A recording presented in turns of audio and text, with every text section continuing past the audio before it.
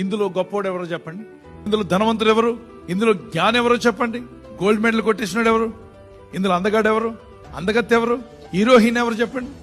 నువ్వు చనిపోయిన తర్వాత ఒక ఎముకలు కూడా ఉండేట్టు నీకు కులం పట్ల అదుందని ఇదుందని డిగ్రీలు ఉన్నాయని సంపాదించారని వాళ్ళు తక్కువ అని వీళ్ళు ఎక్కువ అని నేను గొప్ప అని ఎందుకు అంత అహంకారంగా నువ్వు భావిస్తున్నావు?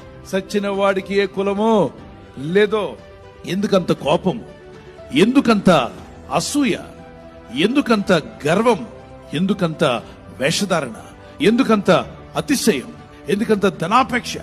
చివరికి మిగిలేది ఇదే కదా. ఈ గూట్లో ఉన్నదే ఆత్మ వెళ్ళిపోతుంది. అందువల్ల నేను ముందు చూపు కలిగి ఉంటూ, ముందు చూపు కలిగి ఉన్నవాడు ధన్యుడు, ధన్యురాలు అవుతారు. కాబట్టి ఇప్పుడున్న నీ చుట్టూ ఉన్నవన్నీ కూడా అవి శాశ్వతంగా ఉండవు. నీతో ఎల్లప్పుడూ ఉండేవాడు ఎవరంటే దేవుడు.